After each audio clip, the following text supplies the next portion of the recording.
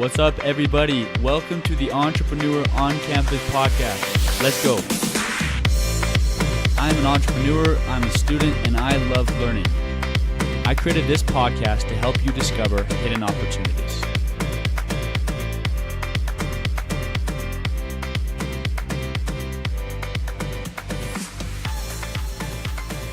So guys, this has been one of my very favorite podcasts that I've had, one of the best interviews. I talked to a man of the name Ken Meyers, and he was fantastic.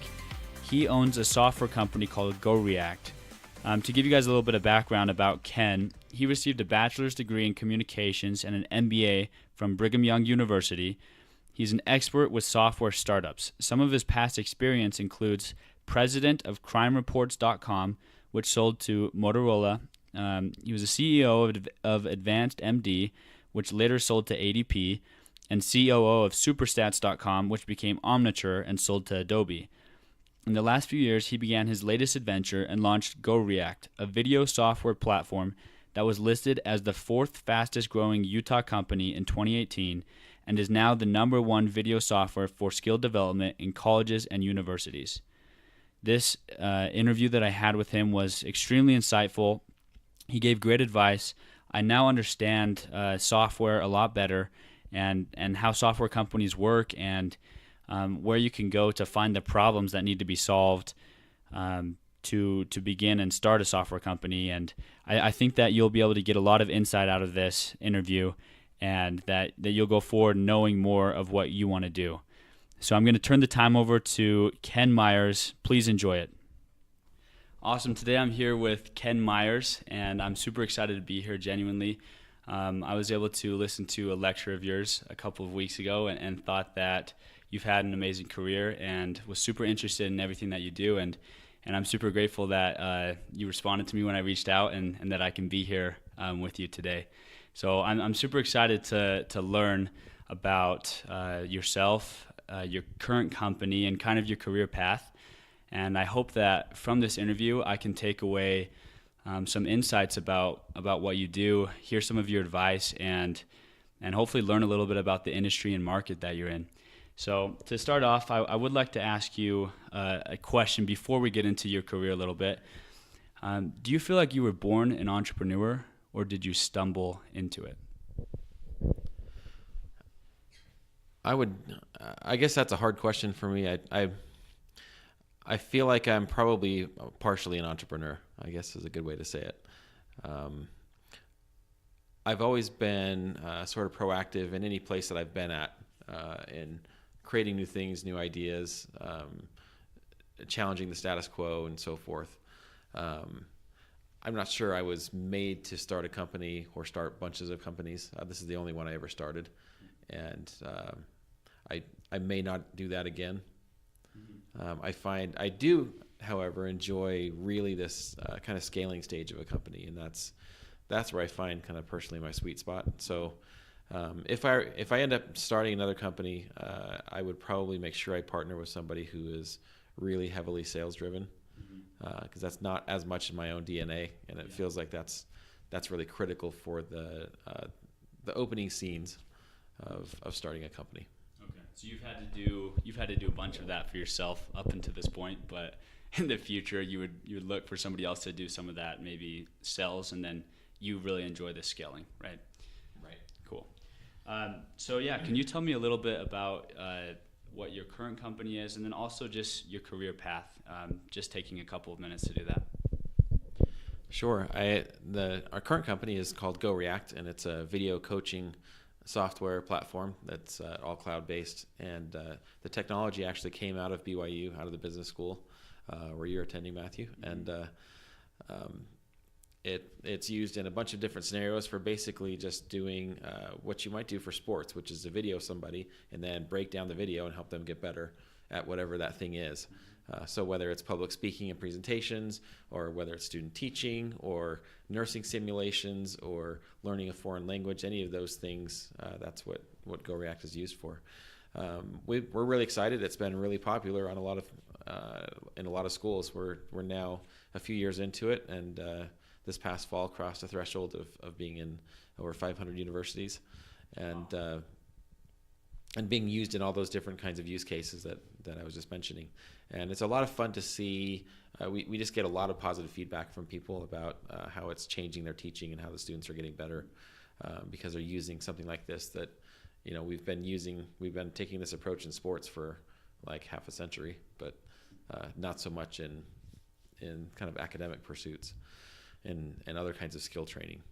So that's us. We're about 50 people right now, and a few million in revenue, and really growing at a really nice clip. So we're excited about what the future has for us. Wow. In terms of, I guess the next part of the question was kind of where I've been and so forth. My career, I began with an undergraduate degree in communication and really thought I'd go into marketing. Mm-hmm. My first job was at a tech company here in Utah in a marketing field. And I enjoyed that, but realized after a couple of years that I was really interested in a lot more, a lot of dimensions of the business. And so I decided to quit that job, even though it was a great job, and go back to MBA school. Learned more about the broader, set of functions and businesses and everything else. And then since then, I've been involved in a bunch of different companies. Almost all of them have been essentially SaaS, kind of even since before SaaS was named a thing. Yeah. So going back to 1998, and that's been a really satisfying, enjoyable path for me, and it's given me exposure. I guess I've over time become increased my expertise in SaaS itself and all the models, delivery models, and business models that are prevalent. Largely for me, I should clarify, this has been business to business, not necessarily to consumer. Mm-hmm. But really understanding all those dynamics, but then getting introduced to and exposed to a lot of different really interesting industries. Mm-hmm. So I've been, two of the companies I were at were in healthcare IT. I've been in other kinds of verticals. One was in e-commerce, and one, the most recent one before this one, was actually in law enforcement and delivering services to police departments. So you've seen a lot of different things. I have, right, and it's been fun to get to know each industry. And here, this is the first time I've been involved in the education technology industry, and it's a really rewarding segment of the market where, in this whole sector, everything you're doing is kind of mission driven, and you're trying to do something that improves learning and outcomes. And in our case, we're helping college students to prepare and be ready for that graduation moment and be kind of market ready with their skills. And that's something that it doesn't take long to Google skills gap and come up with a giant list of problems that people see with readiness for college graduates for the marketplace. There is a huge gap, and that's something that we can all see, right? So a question I have for you specifically, is so you've been able to go into all these different industries. Do you feel like the set of skills that you have allows you to do that, and that you could, if you wanted to, could you jump to some other industry that you don't know tomorrow and start working in that? Or do you feel like you've had to really dive into that industry and learn a lot about it before entering it? And you said this is the first company that you've actually started. So for these other ones you joined, I'm imagining when they were startup companies. And did you feel like you had to really learn about the industry before getting there, or is that something that you kind of just threw yourself into and then you started learning from there? Not at all. I don't feel like I needed to learn about it before going in, but what is important is learning about it once you're there, for sure. I've spent the time to be a student of that industry, to really understand it. And there are certain roles too that I think it's important to understand that you don't walk into things being uninformed. You don't walk in and be a product manager in an industry you're completely unfamiliar with, or even really tackling, marketing and things that are really direct to the messaging. In the cases where I've walked into another company, I've been surrounded by people who are already immersed in that industry, mm-hmm. and I've made myself as quick a study as I could. Mm-hmm.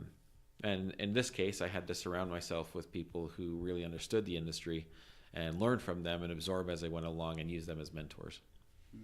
So were they part of your team, or did you just find people that were already around the industry and learn from them? Some of both. In this case, the first mentor was Bill Baker, who was the course director at BYU's Marriott School of Business, who had concepted this product that we took to market. And he really understood, having 35, 40 years in teaching that discipline and teaching presentation, public speaking, business communication. He was our mentor getting off the ground in those areas.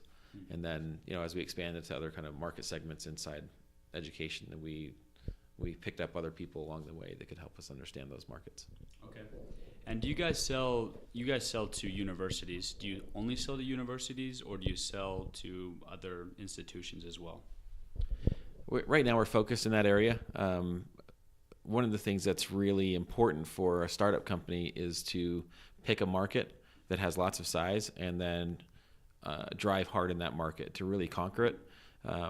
And especially if you have a product like ours that has a lot of appeal in a broad variety of industries or segments. One of the worst things that can happen is trying to serve everybody. And we've had to make some conscious decisions to really say no, or probably more importantly, like not yet, I guess, is how I'd characterize that. And that includes, we have a handful of customers who are corporate customers, that even big ones, names that you might recognize, like a small department in one of those big companies somewhere. But we don't have the time or resources to go after the corporate market right now, for example, to understand what the product needs to look like in the workflow that they need, to understand who we would target. There are a number of different use cases in the corporate training market and skill development, how we would target those people, what kind of budget would be required to target those people. There's a long list of kinds of things that intelligent, thoughtful market entry requires that you don't have at this stage of a company. There's I just drew a blank on the guy's name. So I guess I pay attention to a bunch of different blogs. It's the SaaStr blog that Jason Lemkin, that's the guy I was thinking of. He's written a number of times about how important it is not to really try to tackle adjacent markets until you get to around 8 to 10 million in revenue. And so we're on the doorstep of that, but before that time, you just don't have the elbow room resource-wise to really think, to really attack things in a thoughtful way, and you end up probably stretching yourself too thin and not winning the first market that you were in because you end up being distracted. Gotcha. So it's really just a matter of focus, and then eventually you can probably move to other spaces, but you got to really just master one product, one idea first. That's right. And if you have enough market share in, if you're tackling a market that's big enough and has enough addressable market, then there shouldn't be any shortage of, road to be plowing in the original market that you selected. Right. Okay. So another thing that I think with software, I think that people have a harder time understanding conceptually what's going on, because with a product, it's easy to see what's happening, how it works, and everything. And with software, it's really just a conceptual understanding of how it works, and then obviously you guys have products. So just to make sure that I understand exactly what it is that you guys do, so you guys have students that will essentially send videos to their professors, and then they'll say, so for example, I'm doing public speaking, and I'll take a video of myself on my phone or on my computer, and I'll give a speech, and then I'll send that to my professor, and my professor will watch it, and they'll comment at 2 minutes and 10 seconds, oh, your body posture is poor and you need to fix that. Is that kind of how it works? That's exactly how it works. And there's a lot of different kind of varieties. For example, in a public speaking class, it could be a video that you submit, but we also support doing live events, so they could be just filmed in the classroom when you're doing presentation day, and you can even have your peers logging on and giving you feedback along with your instructor, your professor and whatnot. But that's the basic idea, is that it's a place for a video submission or a capture of some kind of skill demonstration, and then the ability to break down that video and kind of mark it up and help you get better. Okay. So I'm interested in software. I am starting to study information systems in college right now, and I'm very interested in software startups, and I'm curious how you would recommend that I learn more about software in general and startups, and also to kind of narrow down and niche, like what industries are actually worth going after. How have you how did you decide to get in? I guess you ran into this product, right? Is that how you decided? But in general, do you have any advice on kind of how to figure out where you want to go with software?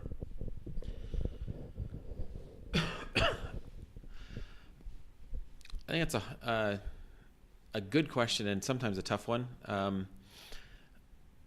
In my experience, it seems like people generally have sort of a natural predisposition or maybe natural skill that bends more towards business to business or business to consumer. I think that's maybe the first thing to sort out in yourself is what you like most. And sometimes it takes, everybody is a consumer, and so you may feel like you have more exposure to consumer products. Those can sometimes be more flashy, but also more flighty. Sort of, they may be a flash in the pan, and then, a year later, it's not so popular anymore. Something else has come up and usurped that market space, that market share. Whereas in business to business, is maybe sometimes not as flashy, but also can provide more stability. If you go in and solve a really sometimes difficult problem for businesses, then that gives you a lot of longevity. So those are things to kind of think about what you want to do. In terms of learning about software, I'm not necessarily an advocate of the college graduate jumping out and starting their own company. Okay. The only reason I say that is that it's not that it can't be done, because there's the cases where that happens. But if you look around, more often than not, that's probably the exception.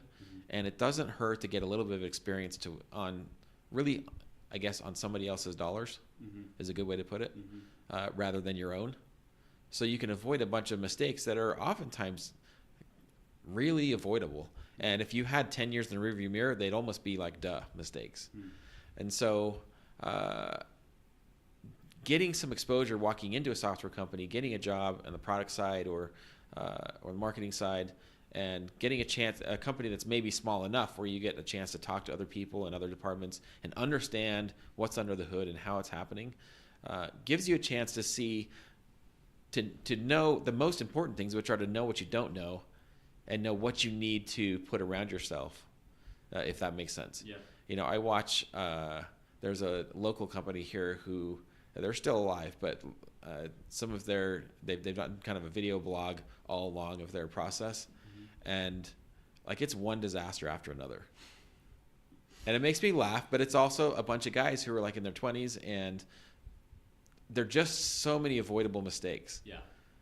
So it makes me chuckle a little bit, and they're learning as they go, but it doesn't have to be that hard, I guess is a good way to put it. You can do it, but if you're going to make all those mistakes, then there's a bunch of pain and heartache that you may or may not need to go through. Okay. If that makes sense. Yeah. So it's essentially just learning for yourself what technically could happen if you were to start your own business, and you can see those mistakes, or you can see somebody already avoiding those mistakes, and that way you can go forward and say, okay, I already know kind of what's coming, the pitfalls, and we can jump over these. That's right. And I don't know, you can learn that to an extent by reading blogs and books and talking to people and even these interviews that you're doing, but I don't know that is a good substitute for embedding, just like an embedded reporter in a military unit, just getting embedded inside a software company and really understanding what makes it tick, what causes it problems, all those kinds of things. You've got to be on the ground, really seeing the day-to-day. Yeah. That's kind of my take on it. It doesn't mean you have to wait forever to start a company, but you may not want to do it the moment you pick up your diploma. Yeah. Okay. Yeah, and while we're talking about this, you're somebody who went and got an MBA, and there's a lot of different career paths that people take, and do you feel like for you that was something that was extremely beneficial to where you're at right now? And what is your recommendation with people going and getting postgraduate degrees who want to be entrepreneurs? Right. I don't know that I'd say plus or minus one way or the other. For me, I felt like it was really valuable in the sense that a couple of things that I really took away from it were a better understanding of, a better grounding and understanding of principles in strategy and marketing, really understanding how to attack a market and what looks like what a good market looks like, if that makes sense. And if you're an entrepreneur, it's really important to understand what a good market looks like and what can be achieved in a capital efficient way. So the second dimension that I really picked up there that I didn't at all in my communication degree was a much better understanding of corporate finance and budgeting and understanding the pieces that go into financing and the growth of a company. And there are a lot of entrepreneurs who don't understand those things very well. And there's a reason why investors look at all those metrics is because they matter. You can run something that looks like a great idea and actually be taking a loss essentially on every single one you sell. So the more you sell, then the worse it gets. And it's really easy to be dumb enough not to know that. You can be looking at your numbers and unless you know what you're looking at, you may not see that that's actually the case. So that grounding, I think, has made me certainly more, I would say it makes investors more comfortable with me. Yeah. You know, when I can talk to my own numbers and understand the finances of our company, that makes them comfortable with somebody that they're going to trust with a few $1 million. So all of that was really helpful to me. And maybe if you got that in your undergraduate degree, then maybe, then go for it. Yeah. I did not, and so that was really important for me. Awesome. Thank you. That's great advice. Because I've heard a lot of different things. A lot of people say now's the time to start a business when you're in college because you don't have as much at risk. You don't maybe have a family yet and kids. Whereas later you might have all of that, and then you kind of want that job security so that you feel safe with your family. And then I've also heard that, go in, learn the industry really well first, or learn about the numbers, learn about something specific, and then go out and create your own thing. So it's definitely something to think about, and it's probably very different for every individual. So another thing that you mentioned was that you've been around and you've seen a lot of the different financial models that software companies have, and I'm kind of curious how those are. Are they typically continuity based, or how are those financial models usually for software companies, or are they completely different? Good question. I would imagine an investor probably has a much broader exposure than me. I've got a half a dozen companies, but investors were typically going to see dozens or even hundreds of companies. So I'm not sure I'm great to answer that question. I would say there are certainly, from a business to business standpoint, there have certainly been parallels. And there's a pretty traditional SaaS model that, in general, you just sort of have, even if it ebbs and flows, you still have relatively regular sales every month where you're adding new folks to your bucket of customers that you have that are paying on this renewable, repeatable basis, recurring basis.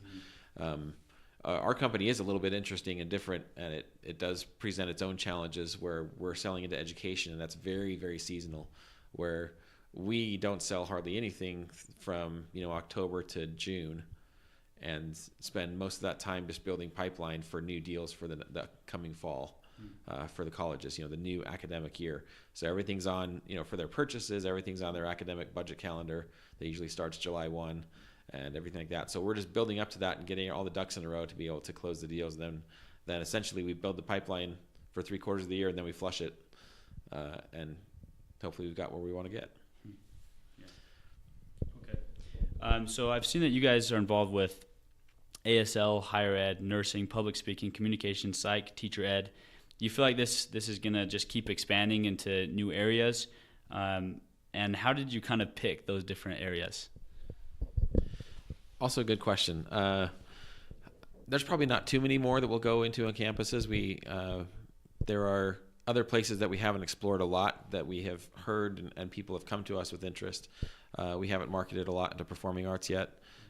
We just got contact yesterday from maybe I'd call this like a more specialized academic environment, which is police academies. There's a lot of video training or kind of skill training that happens there. But again, these are things, even with that inside higher ed, we still had to focus one at a time and go after it. And the sign language market is an example of letting the market come to you. They found us. I hadn't really contemplated that, but we were only on the market for a couple of months when a department chair found us and said, you guys are solving a huge pain for us. And as we evaluated, it didn't take long to figure out there was not really any good competitors in that space. They were just a small market that was underserved and could be a really helpful place for us to get a beachhead. So we went all in on that, and my 5th employee was someone from the deaf community, and just went hard after that market. A lot of the faculty in sign language that teach sign language in colleges are deaf. And if not, they're all certainly part of that deaf community. And that we were able to penetrate that about 80% in like 4 years. Wow. So that now at this point, pretty much any sign language department on a campus in the United States, most of them have GoReact, and if not, then they definitely know about us and probably have talked to us or are talking to us or whatever. So that was a really awesome. We've just were focus. It was, and it was focusing in and just doubling down on that and doing that thing. And then we continued to sell. And our original concept was just to sell into communication, BizCom, classes where you're doing public speaking, and so that went along all the way. But then after that, actually, as we were kind of reaching that apex there, then we had a lot of people coming to us in the teacher preparation programs. Elementary teachers, high school teacher, all those students that were learning to certify as a teacher at the end of their program. There's a real need for some better tools for helping them do observations. And so for us, again, it's just doing sort of mini market research all the time and identifying the characteristics of the market, how severe is the pain, what's the aptitude and the ability of them to pay for what you're offering. You can solve problems that nobody wants to pay for, and that doesn't help you build a business. You'd have to come up with a different model. But within the model that we have, where there are places where that would work, and we solved that problem really well. And so the last couple of years, we focused in on that, and we're able to get into a bunch of programs immediately, just by really focusing on that marketing. And now we're layering in that a lot of the health profession skill training, those majors and degrees. So the nursing and the psychology and the counseling, and those folks have started to come to us a lot as well. And so that's, I guess for us, it's been, this is a little interesting because it's sort of sub-segments inside a market. It's not just one big thing. When I was at Crime Reports, for example, it was pretty easy. We want to sell to police departments. Yeah. And that was it. Yeah. Big departments, small departments, but they're all police departments. Yeah. And so there was a little bit of difference between, a huge city, Philadelphia or Washington, D.C., the Capitol Police or whatever, or, small towns or a sheriff's office that's dealing with a rural county. But those I think were not near as much as these kind of different segments that we're in. It's almost at this point that you're starting almost new businesses. You're doing all of the market research that you need to understand a sub-market, and then you have to go after that. You're selling them the same thing essentially, but it's a little bit different, and it's almost like creating a new business with everyone, right? Right, it is. And so we have to understand the size of it, and will it sustain us, and does it make sense for us to go after it and whatnot. Cool. Yep. So I just have a couple more questions for you. One of which is, say that I have a great idea, great business-to-business software idea, and I think that it's great, and I want to get going with it. I'm curious about kind of how long. It's probably very different for every company, but what does the process look like to start a software company? Do you have to go hire a bunch of programmers? Do you look for some of those maybe as partners, and then does it take 6 months to get something going where you can go sell it? Does it usually take a year? Does it take a couple years? Like I said, it's probably very different, but what's kind of what have you seen with starting, and also what have you experienced with starting a software company, and what does that look like a little bit? So there's probably it seems to me that there are a lot of different models for that. I've seen a lot of different ones. I'd probably, again, an investor maybe is somebody that may have seen many more than me. Yeah. It feels like, at least in today's environment, that it's important to have some kind of proof of concept to be able to pick up some kind of angel funding if that's something that you want.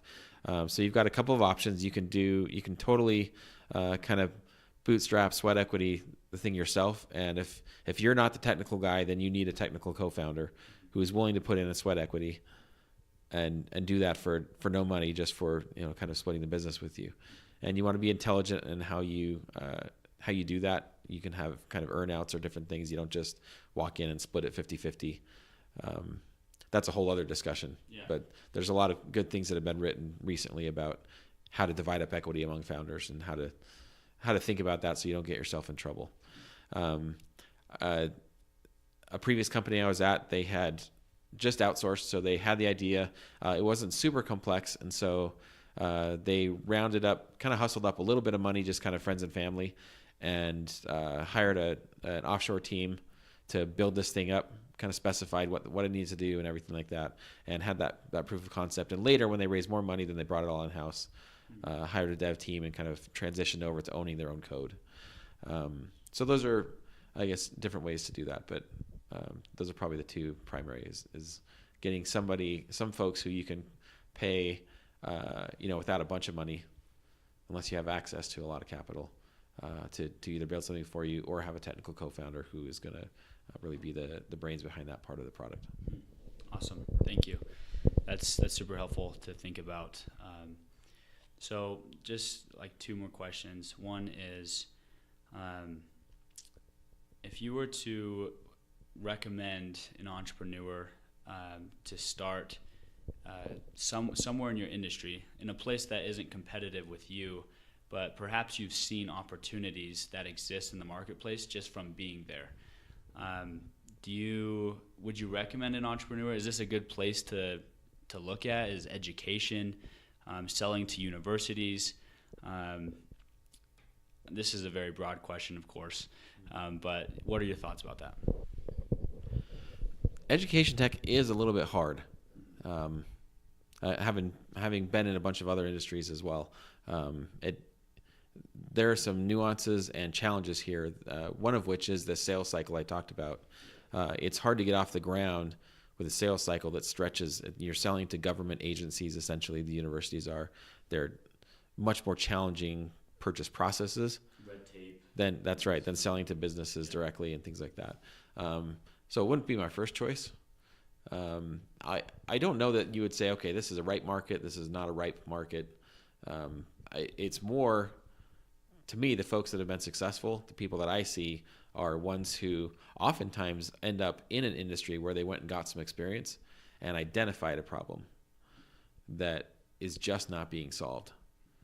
And there's sort of an endless supply of those, but you have to have some exposure to that thing to really understand the nuts and bolts of it and what kinds of things that people are struggling with. Yeah, awesome. Well, that's great.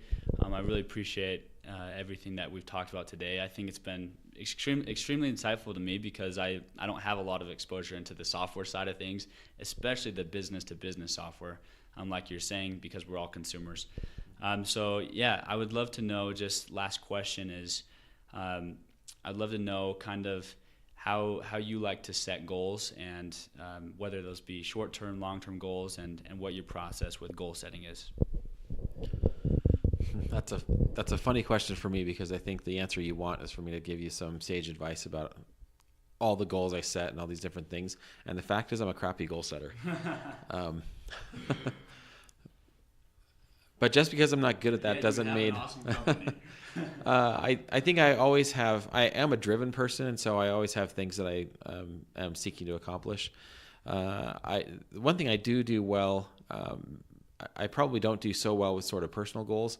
And inside a company, though, it's really important to set milestones and things that are achievable and break those down into nuggets that people can feel like they're walking along and getting to.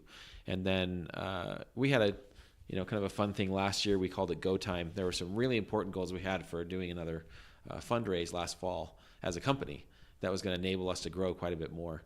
But we had to there were some last mile things we had to do to really demonstrate our go-to-market model. Mm-hmm. And so we put together goals from each team, and then we had a dashboard that was on all the TVs around the company that was running every day, and we could see our progress, each team's progress towards our goals. And it was really over the summer, and that with kind of an August 1st deadline. Mm-hmm. And that was really fun and